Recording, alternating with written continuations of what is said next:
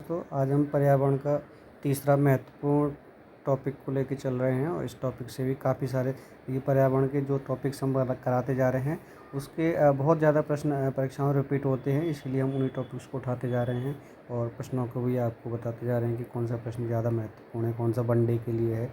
जो हमने लिख दिया एक बार आप देख लीजिएगा, पेपर जब दे के आएंगे तो आप वीडियो देखना आगे तो आपको पता चलेगा कि हाँ प्रश्न वहीं से ही थीम उठाई जा रही थी, ठीक है, वही सारे प्रश्न थे, ठीक है। तो आज का जो टॉपिक हमारा है वो जैव विविधता है, ठीक है, जैव विविधता, बायोडाइवर्सिटी, ठीक। इसीलिए बहुत महत्वपूर्ण प्रश्न है इसके और आप देखते रहिए, जो प्रश्न रिपीटेड है उनको नोट भी कर लीजिए क्योंकि वही प्रश्न आप पेपर में देखने को लेंगे। जैसे सबसे पहला ही टॉपिक से रिलेटेड है और कि जैव विविधता को परिभाषित किया जाता है, ठीक है। तो ये परिभाषित किया जाता है, इसी पे क्वेश्चन बना दिया है और ये क्वेश्चन है हमारा यूपी आर ओ 2014 में इसका।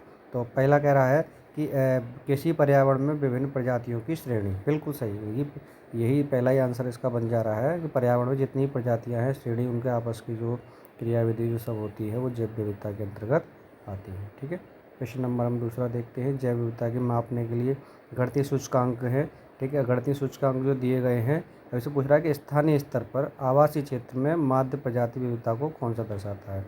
तो आप ये ध्यान रखिए कि 3 तरह के इसके मापक होते हैं, ठीक। तो जैसे इसमें राइट आंसर तो इसका जो बन रहा है वो अल्फा सूचकांक बन रहा है, एक बीटा होता है और एक गामा होता है। तो बीटा सूचकांक क्या है, स्थानीय और क्षेत्रीय विविधता का अनुपात बताता है, ठीक है। और जबकि हमारा गामा जो बताता है ये बताता है किसी भूदृश्य की संपूर्ण विविधता को, ठीक है। संपूर्ण की अगर बात करेंगे तो गामा होगा, ठीक। और हमारा सिर्फ और सिर्फ स्थानीय और क्षेत्रीय विविधता की बात हो तो बीटा का होगा और केवल हमारा समुदाय और आवासीय क्षेत्र की बात होगी तो एल्फा होगा। तो इसका राइट आंसर है एल्फा, ठीक है। इसलिए तीनों हमने यहाँ बता दिए। अगला प्रश्न फिर से वही रिपीट कर दिया कि जैव विविधता का अर्थ है। तो जैव विविधता का अर्थ बता देते हैं आपको कि एक निर्धारित क्षेत्र में विभिन्न प्रकार के पादप और जंतु, ठीक। इसमें पादप भी इंक्लूड हुआ, ये ध्यान रखना, पादप और जंतु। तो इसका राइट आंसर है सी, ठीक है।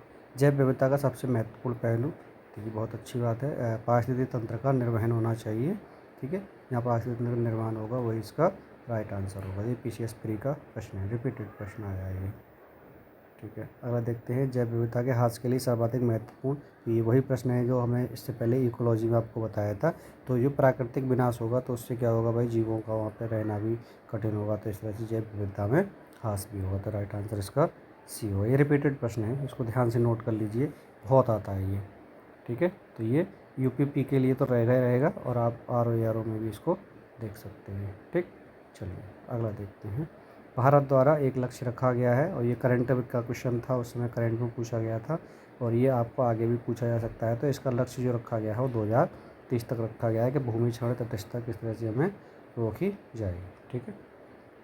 अगला देखिए, बायोडाइवर्सिटी जो हम टॉपिक पढ़ रहे हैं और उसी का पूछ लिया कि ये इसको किसने दिया था, शब्द का प्रयोग सर्वप्रथम किसने किया था। तो ये किया था हमारा वाटर जी रोसेन ने, वाटर जी रोसेन ने किया था, ठीक है। ये एक पुस्तक थी, उसमें ये वर्ड दिया गया था, a different kind of country, ठीक। अगला प्रश्न देखते हैं, जैव विविधता सब फिर से वही रिपीट क्वेश्चन कर दिया, तो वाटर जी रोसेन, ठीक। चलिए अगला देख लेते हैं। संयुक्त राष्ट्र संघ ने 2011 से 20 तक के दशक के लिए, ये इंपॉर्टेंट प्रश्न है, ठीक है। और देख लीजिएगा, ये प्रश्न बहुत बार रिपीट हुआ है तो इसीलिए इसको देखना है कि क्या दशक का नाम दिया था इसमें। तो दशक जो था जैव विविधता दशक कहा था हमने, 2011 से 20 तक का दशक, ठीक।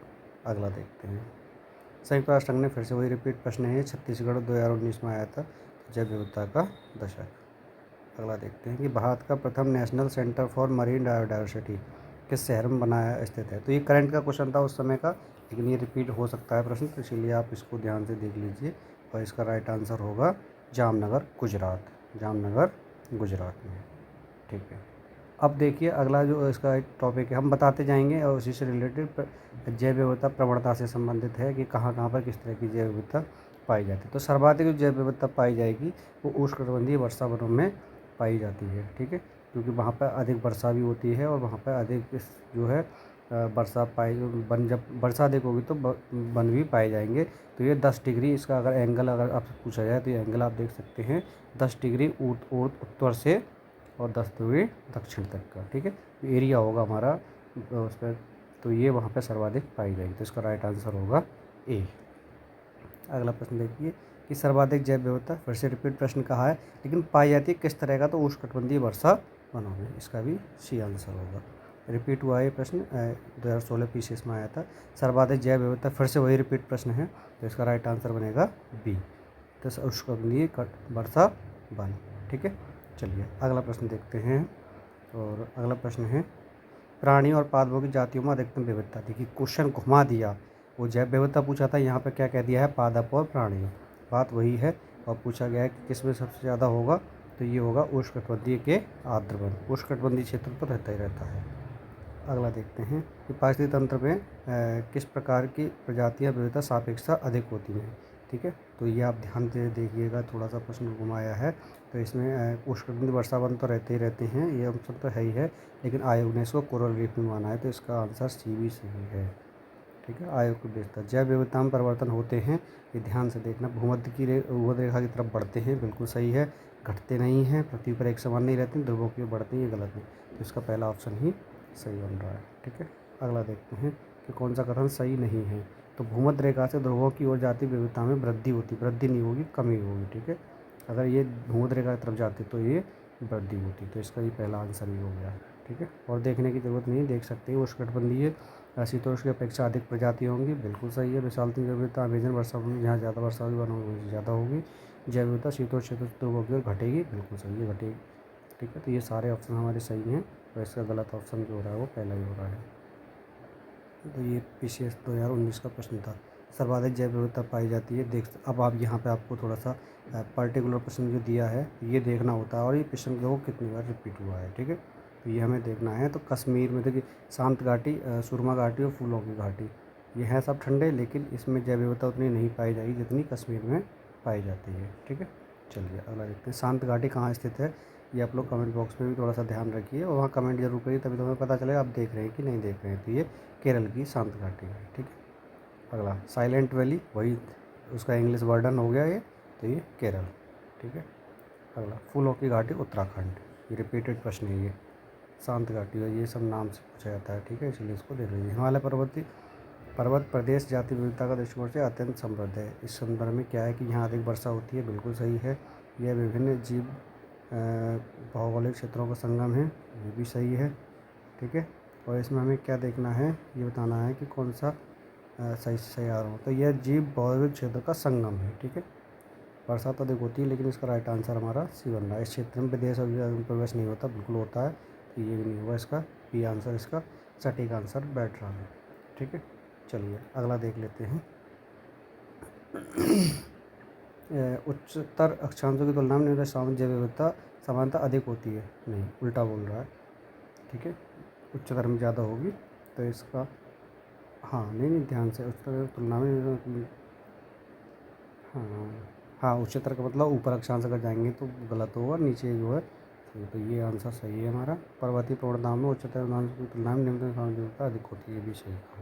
तो इसके दोनों ऑप्शन सही है। ये IAS का क्वेश्चन था, IAS प्री का। अब ये देखिए कुछ जैव विविधता के हॉटस्पॉट हैं, तो भारत में अब हम जो एक प्रश्न भी देख लेते हैं। जैव हॉटस्पॉट 4 क्षेत्र बनाए गए हैं। हॉटस्पॉट शब्द का जो प्रयोग किया था नॉर्मन मायर्स ने किया था। किसने किया था, नॉर्मन मायर्स ने। तो ये याद कर लेना, नाम भी कोई भी पूछ लेता है। और भारत में इसके चार थे, तो चार कौन कौन से विविधता क्षेत्र हैं वो आप एक बार ध्यान से देख लीजिए। कौन कौन से हैं, पूर्वी हिमालय, पश्चिमी घाट और पूर्वोत्तर भारत और अंडमान निकोबार और द्वीप समूह जो रहेंगे, जैसे इंडो बर्मा क्षेत्र है, सुंडालैंड हॉटस्पॉट है, ये हैं। ठीक है, तो ये है टोटल पूरे विश्व में जो है ये कितने हैं, तो ये 36 स्थलों की सूची है। 36 में से 4 भारत में है, ये ध्यान रखना। ठीक है, इन्हीं से प्रश्न बने हैं, इस पर जो टॉपिक पाएंगे वो इससे संबंधित प्रश्न आएंगे। जैसे कि पहला प्रश्न हमारा दिया है कि निम्न में विचार कीजिए जैव हॉटस्पॉट कौन कौन से हैं। ठीक है, तो पूर्वी हिमालय है, बिल्कुल है पूर्वी हिमालय। बाकी उत्तर पश्चिम ऑस्ट्रेलिया ये नहीं है, पूर्वी मध्य प्रदेश साउथ भारत में भी नहीं है, तो इसका राइट आंसर है ए। राइट आंसर है इसका ए। अगला प्रश्न देखिए, सीधे पूछ लिया कि भारत के जैव विविधता के हॉटस्पॉट कौन कौन से हैं। ठीक है, तो आप इसमें देख लीजिए, ऑप्शन में अभी हमने 4 बताए थे, तो उसमें से ये देखिए पूर्वी हिमालय और पश्चिमी घाट होगा। ठीक, यहाँ पश्चिमी हिमालय नहीं होगा, ये गलत कहा है। और पश्चिमी हिमालय सुंदरबन डेल्टा तो नहीं होंगे, ये भी गलत होगा। ठीक है, तो इसका, और ये शांत घाटी नहीं होगी, तो ये सी आंसर इसका सही बन रहा है। अगला देखिए, अब प्रश्न कह रहा है, ये थोड़ा सा देखने वाला प्रश्न है तीसरा। ये कह रहा है कि जैव विविधता हॉटस्पॉट केवल उष्णकटिबंधीय प्रदेश में पाया जाता है? नहीं, केवल उष्णकटिबंध नहीं, इसमें भाई और भी क्षेत्र रहते हैं, तो ये ऑप्शन इसका गलत बन रहा है। भारत में 4 विविधता हॉटस्पॉट पूर्वी हिमालय, पश्चिमी हिमालय, देखिए हिमालय एक ही है, इसीलिए ये गलत हो रहा है। ठीक है, बाकी पश्चिमी घाट, अंडमान निकोबार द्वीप समूह, तो ये हमारा गलत हो जा रहा है, तो ये भी गलत हो जा रहा है। ठीक है, तो इसको दोनों में से कोई सही नहीं होगा। अगला देखते हैं, भारत में जैव विविधता की दृष्टि से संतृप्त क्षेत्र कौन सा होगा जहाँ जैव विविधता ज़्यादा रहेगी? ये हमने जो अभी 4 क्षेत्र बताए थे उसी में से होगा, इसका होगा पश्चिमी घाट, पश्चिमी घाट। ठीक है, अगला देखते हैं, जैव विविधता के संदर्भ में भारत में निम्न में से कौन सा क्षेत्र हॉटस्पॉट माना गया है? फिर से वही रिपीट क्वेश्चन किया, तो अंडमान निकोबार द्वीप समूह ने आपको अभी बताया था। ठीक है, चलिए अगला प्रश्न देखते हैं, भारत में जैव विविधता का तब क्षेत्र, फिर से वही रिपीटेड प्रश्न हो गया, तो पश्चिमी घाट होगा इसमें, बाकी ये तीनों नहीं होंगे, ध्यान रखना। अगला देखते हैं, जैव विविधता हॉटस्पॉट क्षेत्र, फिर से देखिए वही रिपीटेड क्वेश्चन किया है, तो पश्चिमी घाट, पश्चिमी घाट बहुत पूछा गया है, इसमें पूर्वी घाट दे देता है कभी कभी, तो वो गलत हो जाता है। ठीक है, तो इसलिए ध्यान रखना है, इसमें जो है पश्चिमी घाट होगा। अगला देखते हैं 8वां प्रश्न, फिर से जैव हॉटस्पॉट हुआ है, तो पश्चिमी घाट, पश्चिमी घाट तो रट लीजिए, ये तो आता ही आता है। जब अब 4 और 6 पूछे हैं, देखिए पश्चिमी घाट होगा, पूर्वी घाट नहीं होगा, तो देख लीजिए जिसमें ए होगा वो तो हो ही नहीं सकती, ये 2 होंगे ही नहीं। ठीक है, पूर्वी हिमालय होगा, सही है, और पश्चिमी भारत नहीं होगा, तो 4 भी नहीं होगा, तो इसका राइट आंसर होगा हमारा बी, इसका राइट आंसर बनेगा बी। चलिए अगला देखते हैं, वही भारत का हॉटस्पॉट क्षेत्र पूछा गया है फिर से, तो हॉटस्पॉट क्षेत्र इसमें कौन कौन सा होगा? पूर्वी हिमालय हो जाएगा, पश्चिमी घाट हो जाएगा। पश्चिमी घाट तो आप देख लीजिए नॉर्मली जहाँ मिल जाए वहीं टिक लगा दीजिए, पूर्वी घाट नहीं हो सकता किसी भी कीमत पे, तो वो वैसे ही गलत हो जाएगा क्वेश्चन। बायोडाइवर्सिटी हॉटस्पॉट नहीं है, कहाँ नहीं है? तो पूर्वी घाट में है, पूर्वी भारत में है, पश्चिमी घाट में है, पूर्वी घाट में है, हिमालय में होगा, विंध्य में नहीं होगा, तो इसका राइट आंसर जो बनेगा वो बी बनेगा। अगला, जैव विविधता दृष्टि से उत्तेजनशील स्थान पाए गए हैं, वही मतलब हॉटस्पॉट पूछा है फिर से वही क्वेश्चन घुमा के, तो इसका क्वेश्चन जो बन रहा है, तो देखिए पूर्वी घाट नहीं हो सकता, पूर्वी हिमालय होगा, पश्चिमी घाट होगा, तो ये दोनों नहीं होंगे।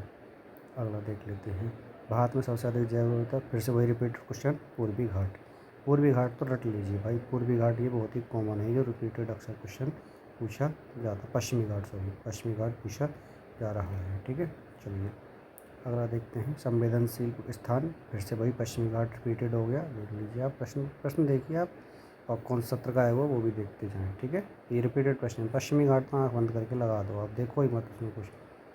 अगर आप पास में उष्ण, देखिए यहाँ थोड़ा सा प्रश्न घुमाया है, ये इसमें प्रश्न आया हुआ है, ये कह रहा है कि उष्ण स्थल माना गया है। ठीक है, पारिस्थितिक उष्ण स्थल माना गया है, तो फिर से वही पश्चिमी घाट होगा, कॉमन क्वेश्चन हो गया ये भी। हाँ, लेकिन इसमें पूर्वी हिमालय भी दे दिया और ये भी दे दिया, तो 2 ऑप्शन इसको हो जाएंगे सही। धनी स्थान मतलब वही कौन सा जैव विविधता सबसे ज़्यादा कहाँ पाई जाएगी? तो पश्चिमी घाट, आँख बंद करके पश्चिमी घाट लगा दो। लिग्निट क्षेत्र में पादप प्रवण अधिक ताप में वृद्धि करते हैं, लिग्निट क्षेत्र पानी की खुला क्षेत्र होता है। तो ये प्रश्न देखिए हमारा यूपीपीसीएस 2022 का प्रश्न है, और ये दोनों एक दूसरे की व्याख्या सही कर रहे हैं। ठीक है, तो ये आपका कारण कथन भी सही है और कारण भी इसकी व्याख्या सही कर रहा है, तो इसका राइट आंसर बी होगा। ये इसका है पीसीएस 3 का है। ठीक है, 2022 का प्रश्न। फिर से पश्चिमी घाट, श्रीलंका और इंडो बर्मा क्षेत्र जैव विविधता का प्रकार हॉस्पिटल में प्राप्त हुई है। तो अब ये थोड़ा सा आपको डीप प्रश्न है और इसको हम बता देते हैं, और ये प्रश्न आपको ध्यान से देख लेना है। ठीक है, ये आईएएस का क्वेश्चन है, तो इसमें कौन कौन सा ऑप्शन बन रहा है? जैसे पहले तो जाति बहुतता होगी, बिल्कुल सही बात है, जाति ज़्यादा होगी। बाकी स्थानिकता होगी वो वहीं पे ही पाई जाएगी, दूसरी जगह और कहीं नहीं पाई जा सकती। और तीसरा होगा आशंका बोध होगा। ठीक है, वानस्पतिक घनत्व से कोई मतलब नहीं है, मानजनित से कुछ नहीं है, और ये उष्ण राष्ट्र का भी अनुकूल प्रभाव से कोई मतलब नहीं है, तो इसका 1, 3, 5 बनेगा। आईएएस का प्रश्न था ये 1, 3, 5। ठीक, चलिए अगला हम देख लेते हैं, जैव विविधता ह्रास के प्रमुख कारण क्या कारण रहे थे और किस वजह से इसमें प्रभाव पड़ा, तो ये उससे संबंधित प्रश्न है। अब वही देखिए रिपीटेड प्रश्न कि अब देखिए इसमें कॉमन चीज़ें हैं सारी। पहला तो रीजन है ही है, पर्यावरण प्रदूषण भी है, प्रदूषण और वनों का नाश भी, तो इसका 4 ऑप्शन सही होंगे उपरोक्त सभी। जैव विविधता का प्रमुख कारण क्या होगा? फिर से प्राकृतिक वही हो जाएगा। ठीक है, अगर चारों एक जैसे आते हैं तो आप प्राकृतिक बल लगाइए, प्राकृतिक आवासीय विनाश। ठीक है, प्राकृतिक आवासीय विनाश होगा। ठीक, अगला देख लेते हैं। ये जो है 2016 का प्रश्न था। प्रमुख कारण आवासीय विनाश, वही सबसे बढ़िया, जब आवासीय नहीं होंगे तो कैसे क्या रहेगा। फिर भौगोलिक संकट उत्पन्न होते हैं कि किस किस कारण से होंगे। अब देखिए इसमें आपके कई सारे रीजन दिए हुए हैं। IAS प्री 2012 का प्रश्न है, तो इसमें हमें देखना होगा कि कौन कौन से कारण रहेंगे। तो देखिए वैश्विक तापमान, ग्लोबल वार्मिंग अगर रहेगी तो प्रभाव पड़ेगा, आवास विखंडन से प्रभाव पड़ेगा, विदेशी जाति का संक्रमण से प्रभाव पड़ेगा। लेकिन साकार प्रोत्साहन से कोई मतलब नहीं है। साकार प्रोत्साहन इसका मतलब ये है कि चौथा ऑप्शन इसमें ये नहीं होना चाहिए। तो देखिए ये भी नहीं होगा, ये भी नहीं होगा, और आपके बाकी तीनों सही बन रहे हैं। तो इसका आंसर हो जाएगा ए। इसका राइट आंसर होगा ए। किसी विदेशी जैव विविधता के लिए संकट हो सकता है। फिर से वही रिपीटेड प्रश्न है ये, तो जैव विविधता प्रोत्साहन नहीं होगा, बाकी ये तीनों सही होंगे। और देखिए ये प्रश्न हमारा राजस्थान ने कॉपी कर दिया था, बिल्कुल IAS का प्रश्न कॉपी कर दिया था। ठीक है, जैव विविधता के लिए सबसे बड़ा खतरा है, वही फिर से वही रिपीटेड प्रश्न है, तो इसका यही सी ऑप्शन हो जाएगा, प्राकृतिक आवास एवं वनस्पति विनाश और झूम खेती। झूम खेती हमारी होती है पूर्वोत्तर राज्य नागालैंड, मणिपुर जो है राज्यों में। यद्यपि भारत की जनसंख्या तीव्र गति से बढ़ रही है, किंतु पक्षियों की संख्या घट रही है। ठीक है, तो अब देखिए इसके कुछ रीजन बताए हैं इसमें, और ये प्रश्न ही अच्छा है, इसीलिए इसको देख लीजिए। UPPCS का क्वेश्चन है ये। तो इसका मेन फैक्ट क्या रहा था कि आखिरकार ऐसा क्यों घट रही है और क्यों बढ़ रही है। ठीक है, तो देखिए शिकारियों की संख्या साधारण वृद्धि, भाई इससे कोई मतलब तो नहीं होना चाहिए जनसंख्या और पक्षियों का। ठीक है, जैव कीटनाशक और जैव उर्वरक बड़े पैमाने प्रयोग, ये भी नहीं होना चाहिए। पक्षियों के वास स्थान में बड़े पैमाने पर कटौती, देखिए पक्षियों का जब रहने का स्थान नहीं होगा तो उनकी संख्या सामान्यतः कम होगी। कीटनाशक दवाइयाँ, उर्वरक आदि मच्छर भगाने दवाइयों को प्रयोग किया जा रहा है। वैसे इसका ऑप्शन चारों बनने चाहिए, लेकिन हमारे चारों में देखिए 3 और 4 इसका राइट आंसर क्लोज बन रहा है, 3 और 4। अगला देख लेते हैं। उष्णकटिबंधीय क्षेत्रों में तितलियों की जब सर्वाधिक वृद्धि होती है, तितलियाँ कम तापमान में सह नहीं पाती। बिल्कुल सही बात है, राजस्थान वगैरह इसमें ज़्यादा पाई जाती हैं, और आँखें बड़े इस तरह का ज़्यादा होता है। तो इसकी ये दोनों ही सही है, कथन कारण दोनों से इसका राइट आंसर ए होगा। ठीक है, और ये प्रश्न भी हमारा UPPCS का प्रश्न था। अगला देखते हैं कि प्राकृतिक जैव विविधता अधिक संकट, वही फिर से वही कि प्राकृतिक निवास और वनस्पतियों का विनाश। ठीक, अगला देख लेते हैं 10वां प्रश्न। एक उत्तराखंड में जैव विविधता ह्रास का कारण नहीं है। देखिए इसमें ये उत्तराखंड का स्पेशली प्रश्न है, इसीलिए उत्तराखंड को जोड़ दिया इसमें। तो इसका राइट आंसर जो बन रहा है, सड़कों के विस्तार से वही पर प्रभाव पड़ेगा, नगरीकरण से प्रभाव पड़ेगा, कृषि का विस्तार होगा तो एक प्रभाव पड़ेगा। लेकिन बंजर भूमि को अगर आप वनीकरण कर रहे हो तो इसका मतलब तो उल्टा है ना, तो ये कोई कारण थोड़ा ही हुआ। इसका जो है राइट आंसर हो जाएगा सी। ठीक है, अगला देखते हैं कि निम्न में से कौन एक पारिस्थितिक तंत्र की जैव विविधता की बढ़ोतरी के लिए उत्तरदायी नहीं है। ठीक है, तो देख लीजिए कौन उत्तरदायी नहीं होगा भाई इसमें। तो हमें उल्टा कह रहा है पोषण स्तरों की कम संख्या, तो इसको कोई उत्तरदायी नहीं होगा। ठीक, पारिस्थितिक तंत्र की उत्पादकता उत्तरदायी रहेगा, मध्य व्यवधान रहेगा और उसकी आयु भी उत्पन्न रहेगी, लेकिन ये कोई भी उत्तरदायी नहीं होगा। अगला देखते हैं कि बायोडाइवर्सिटी को किस तरह से संरक्षित किया जाए, उससे रिलेटेड प्रश्न है ये, तो हमें देखना है। ठीक है, तो पहला प्रश्न ये है कि निम्न में से कौन सी जैव विविधता संरक्षण के लिए महत्वपूर्ण रणनीति है। तो महत्वपूर्ण रणनीति और देख लीजिए संरक्षण हम किस तरह से कर सकते हैं। अधिकतर जो इनके रिजर्व वगैरह बनाए जाते हैं, जैव मंडल रिजर्व वगैरह कई तरह के बनाए हुए हैं। ठीक है, तो ये संरक्षण की महत्वपूर्ण नीति होगी। वनस्पति संरक्षण हेतु इन सीटू और एक्स सीटू 2 वर्ड होते हैं, तो ध्यान रखना इन सीटू और एक्स सीटू को आप, ठीक, इसको क्या कहा जाता है। ठीक है, वनस्पति संरक्षण हेतु ये आएगा आपका इन सीटू में, और एक्स सीटू में कौन कौन रहेंगे, जीव मंडल आरक्षित क्षेत्र, राष्ट्रीय वन्य जीव अभ्यारण्य इसके अंतर्गत आते हैं, और वनस्पतिक नहीं आएगा। ठीक है, तो बाकी वनस्पति किस में हो जाएगा, एक्स सीटू में हो जाएगा। ये किस में होगा, एक्स सीटू में, तो राइट आंसर इसका बी हो जाएगा। ठीक है, आनुवंशिक विविधता का रखरखाव किया जाता है, ठीक है, और रखरखाव करा जाएगा जो जानबूझ के, उसको हम बोलेंगे इंस्टीट्यूट। ठीक है, ठीक है, अगला देखते हैं। स्वस्थाने फिर से इंस्टीट्यूट पूछा है कि नहीं है, रिपीटेड प्रश्न है, तो ये वनस्पति जो है रिपीटेड वनस्पति बाग जो होगा ये हमारा क्या हो जाएगा भाई, एक्स सी टू, यानी से क्या हो जाएगा, एक्स सी टू। अगला कह रहा है प्रश्न, देख लेते हैं एक बार, 5वां। एक क्रायो बैंक एक्स2 संरक्षण के कौन सी गैस तो नाइट्रोजन होती है भाई, किसी प्रकार के संरक्षण जो करती हैं वो ये होगा नाइट्रोजन। ठीक है, अगला प्रश्न, जैव विविधता के साथ साथ मनुष्य के परंपरागत जीवन के संरक्षण के लिए सबसे महत्वपूर्ण स्थापना निहित है। ठीक है, तो ये देख लीजिए, जीव मंडल निश्चय है, वानस्पतिक उद्यान है, राष्ट्रीय उद्यान है, तो ये तो जीव मंडल निश्चयन होना चाहिए इसका राइट आंसर, बिल्कुल सही है। IAS 2014 का प्रश्न है ये। जीवन आरक्षित प्रक्षेत्र है, फिर से वही रिपीटेड प्रश्न हो गया। तो ये क्या हो जाएगा, घास स्थल के लिए, कृषि उत्पादन के लिए, वायुमंडल संतुलन के लिए और आनुवांशिक विविधता के लिए। तो आनुवांशिक विविधता के लिए, संरक्षण के लिए है कि आगे तक दर ब दर पीढ़ी चलती रहे। ठीक है, चलिए अगला देखते हैं। एक प्रवाल व्यंजन का सबसे अधिक प्रभावशाली कारक क्या है? तो इसका कारक क्या रहेगा, आप ये ध्यान से देख लीजिए, रिपीटेड प्रश्न रहता है ये।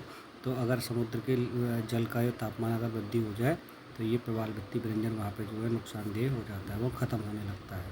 सबसे महत्वपूर्ण कारक फिर से वही है, वैश्विक ऊष्मन। इसका वैश्विक ऊष्मन होगा राइट आंसर। ठीक है, क्योंकि वहाँ का टेम्परेचर बढ़ जाएगा। ये इसका क्वेश्चन रिपीटेड है। अगला, प्रवाल भित्ति कहाँ कहाँ पर हुई है? तो ये देख लीजिए, प्रवाल भित्तियाँ जितनी भी हमारे द्वीप समूह में वहाँ रहेंगी। ठीक है, तो अंडमान निकोबार, कच्छी खाड़ी, मन्नार की खाड़ी, लेकिन सुंदरबन डेल्टा जो रहते हैं इनमें नहीं पाई जाती प्रवाल भित्तियाँ।